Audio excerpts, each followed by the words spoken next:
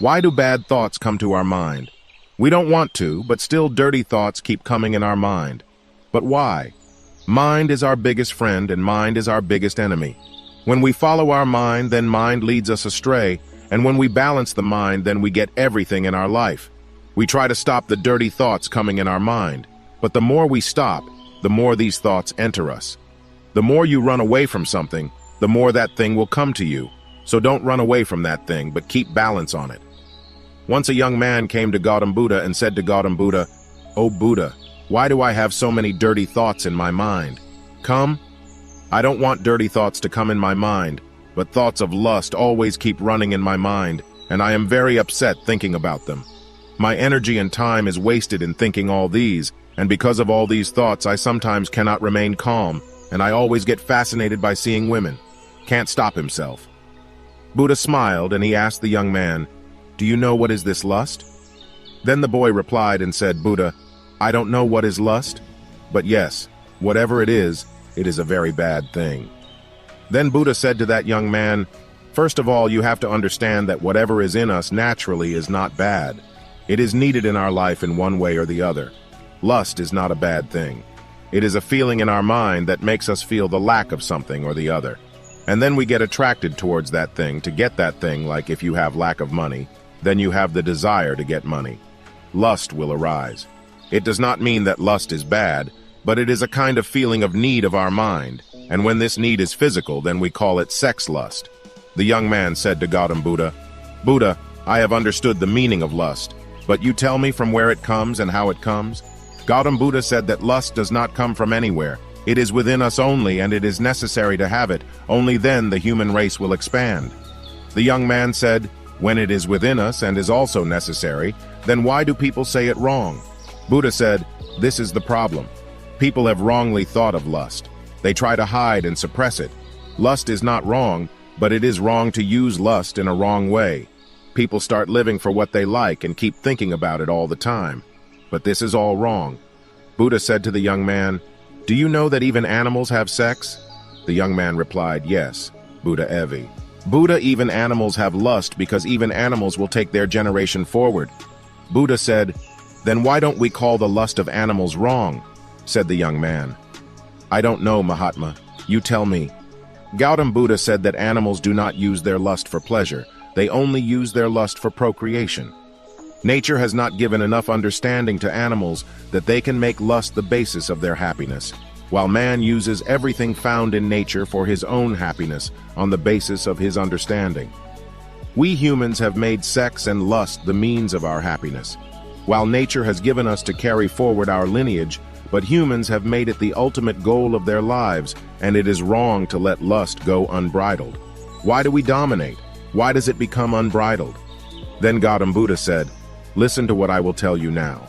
Listen carefully. You will understand the whole game of lust.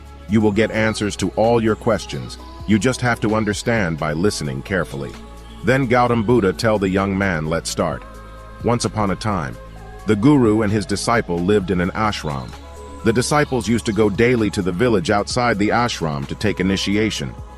The disciple who used to go to the village to collect alms, there used to be a river on that way, through which he used to go daily to collect alms. One day he saw a boy hiding behind a tree. He went to the boy and asked, "Brother, what are you looking at hiding behind this tree?" The boy said, "Hey, don't you see what I am seeing?" When he looked at the river, some girls were filling water there. The girls will be 14, 15 years old. Then the disciple said to the boy, "Oh, brother, the girls are filling water there. What is the point of hiding in it?" Then the boy looks at the disciple and says to him, "Hey, you idiot, can't you see what I'm doing? How are those fairies drawing water from the river? Just look at her expressions. Look at her soft body, how her slim waist flexes while lifting the pot, and how her hair is flowing on her waist as if beauty is scattered." The disciple again looks towards the river, and this time he goes on looking. Till now he could not see anything, and he was absolutely fearless. He was not afraid of anything, but now he started hiding and started looking at those girls as if he had committed some crime. And when he was hiding and looking at those girls, then he started trembling from inside, and he said that this is me. What I'm doing? Whatever I am doing is not right. I should leave here, and then he leaves quickly. Then he reaches the ashram. After going to the ashram, he got busy in his work, but what he had just seen was coming again and again in front of his eyes. The same scene was playing in his mind. His mind was tempted to see the same thing. He didn't feel like doing any work. Early in the morning, he used to leave the hermitage early every day for alms, and went to the tree near the river where the boy was already present and used to secretly watch the girls along with him. Now he started doing this every day. His mind was no longer engaged in any work.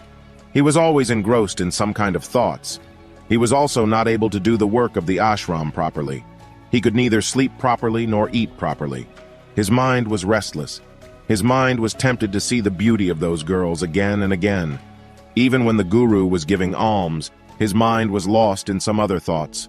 The guru saw these actions of his disciple.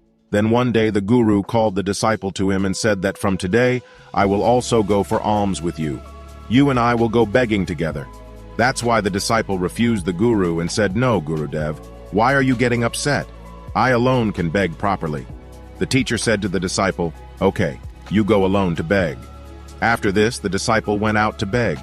After the disciple left, the guru also left the ashram and started following the disciple to see where he goes and what he meets. Started following him to see all this. After going a little distance, the guru saw that his disciple was hiding like a criminal behind a tree with a boy and was secretly watching something. The guru also stood behind his disciple to see what his disciple was seeing, for which he is hiding behind the tree like criminals. The guru saw that his disciple was watching the girls hiding behind the tree who were getting water from the river. Then the guru said to the disciple, Will you beg from girls too?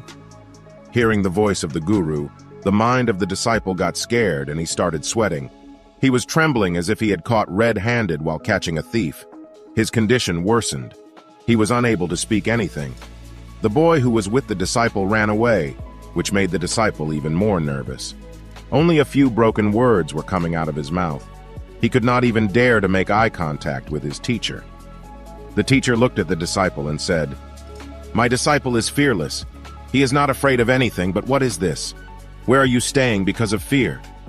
The disciple said to the guru, Forgive me, I have no fault in this. That guy cheated on me, but I promise you that after today, I will never do that again. Forgive me. Gurudev said that no problem, but you should keep in mind that we get the same result as we keep company. As we associate, their thoughts enter us, so keep good company so that good thoughts enter you. Then the guru and the disciple returned to the ashram and again started focusing on the ashram's work. He left that way and started going by another way.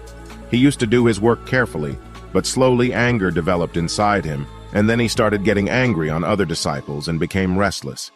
Now he did not even eat at the right time. He also used to eat very little food. One night the guru came to the disciple and told him that you had promised me that you will keep your mind under control. How many times have you broken your promise till now? Hearing this, the disciple fell at the feet of his guru and started crying. While crying, he told the guru that Gurudev, I have broken my promise many times. Then I make a promise, but every time I break my promise, it is not in my control at all. I try very hard to push all the bad thoughts out of my mind, but I can't do it even if I want to. Then the guru said to the disciple, Come with me. The guru took the disciple to the garden of the ashram and said to the disciple, Look, there are some drains here, through which the water of the river is coming to these plants, and this water is flowing continuously. Can you stop the flow of this water? The disciple said, Yes, Gurudev, I can stop this flow. Then the disciple picked up the soil and put it on the edge of that drain. That water stopped for a while, and then after a while water came from the top of that sand. The teacher said to the disciple, What is this? This water did not stop at all. Again he picked up some pebbles and threw them into the drain, and then the water stopped for a while. But then after a while, water came out from the top of those pebble stones. Guru said, Disciple, what happened? The water has come again. You were saying that you will stop it? Can we stop something completely? Then the disciple said, No problem, Gurudev. I will stop this water and show you. Then he brought a big stone and put it on the drain. The water stopped. I have fulfilled your words. The guru smiled and said, Well, look carefully. The water has stopped. What? It has come out by breaking the drain behind and is flowing from side to side, and look carefully. It has also come in front of this stone, and this water will change its course and flow forward again." Then after some time, the same thing happened. Then the guru explained to the disciple, "Same is happening with you too. You are trying again and again, trying harder and harder, but every time your effort is breaking, and it will always keep breaking. Or the stone is your effort, and this water is your thoughts. No matter how big a stone you put, the water will find its way." Seeing this, the disciple asked, "O Gurudev, is there no way by which I can get out of dirty thoughts?" The guru said, "There is a way. This water is coming from the river Jis. You can only change the course of this water from there." The guru took the disciple to a river from where water was coming to that garden. The guru said to the disciple, "That water is going from this river. If we block the way from where the water is going to the garden, then can't we stop the water?" The disciple said, "Yes, Gurudev, it can definitely happen. I shut off this water from here. Then water will not go to the drain in front, and then water will not go to the garden." Then the teacher said, "Disciple, if there is no water in the garden, if it goes, then from where will the trees and plants get water? Those trees and plants need water." Then the disciple thought and said, "This thing never crossed my mind. It is also necessary for this water to go to the garden." Guru said, "And there are some of those trees and plants which need water daily. They will wither and die. We will have to open the water." After listening to the guru, the disciple opened the way for water. Then the guru asked, "What will happen if we divert all the water of this river towards the garden?" The disciple replied, "Gurudev, there are trees and plants to win over there. They will all melt away and there will be nothing left." The guru smiled and said, "You understand this. We don't have to stop anything, just always have to maintain balance. Plants are destroyed by less water, and plants are also destroyed by excess water. Our life runs on balance." Guru said to the disciple, "If I tell you something that you should not think about mangoes, then whose picture will come first in your mind?" The master said, "When we try to stop the impure thoughts by force, they enter us more strongly. That's why we should never try to suppress them."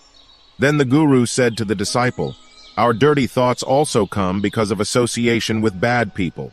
Sometimes sensuality is not there in us, but because of living with some obscene people, it dominates us." Then the disciple said, "Gurudev, you are right. I had lost my way." Then that disciple slept very peacefully that night.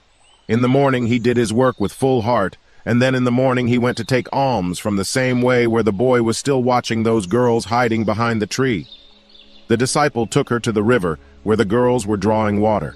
He asked for water from those girls, and one of those girls gave him water and touched the feet of the disciple. The disciple blessed him. "May you be well so that the mindset is filled with positive energy." A smile appeared on his face as if he had got back something lost. He started going back on his way. Just then the boy who was hiding behind the tree came from behind. He came to the disciple and said, "What is the matter? Today you have seen from close quarters? You have gone ahead of me too?" Then the disciple said, "We are always busy in seeing others. Tell someone you like. If she also likes you, then get married, and before that you become something. Identify yourself. Don't waste your time like this." Then that boy started meeting that disciple every day, and he inspired the boy not to go to the river, and then that boy started struggling to become something in his life. So you have seen what is the effect of company? Change your company. Change your thoughts. When we try to stop the impure thoughts by force, they enter us more strongly. That's why we should never try to suppress them. Then the guru said to the disciple, "Our dirty thoughts also come because of association with bad people. Sometimes sensuality is not there in us, but because of living with some obscene people, it dominates us." Then the disciple said, "Gurudev, you are right. I had lost my way."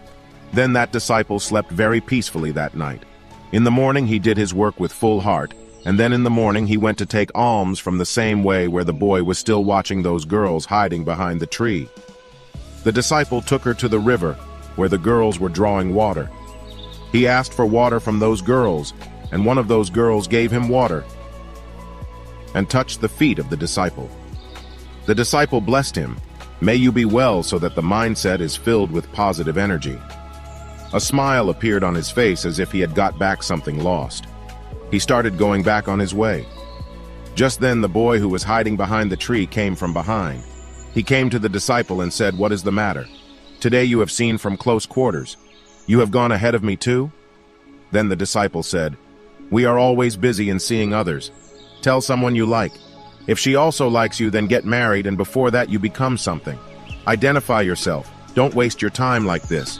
Then that boy started meeting that disciple every day, and he inspired the boy not to go to the river, and then that boy started struggling to become something in his life. So you have seen what is the effect of company? Change your company, change your thoughts. The teacher asked the disciple, Did you get the answers to all your questions? Then the disciple said, Yes, Mahatma Ji, thank you. Then the guru told the disciple that when dirty thoughts come in your mind, then do not consider yourself guilty. This is the body, and all this it has learned for thousands of years. It is not going to break just because of your thinking or taking an oath, but you have that power, that energy which you have to use in balance. You are a living energy that is free to experience anything. That's why you know yourself. We learn from this story that how much our thoughts are important. Our thoughts only determine the direction of our future. We should adopt positive thoughts with full force in our mind so that we can move forward in the right direction. Thank you for joining me on this journey of embracing simplicity and finding the true essence of life. Remember, in a world filled with noise and distractions, it's the moments of genuine connection, the beauty in the everyday, and the power of authenticity that truly matter. If you're seeking inspiration to live a life of depth and meaning, make sure to hit that subscribe button and stay tuned for more thought-provoking content. Let's continue to explore the ultimate sophistication together. Until next time, stay mindful and stay inspired.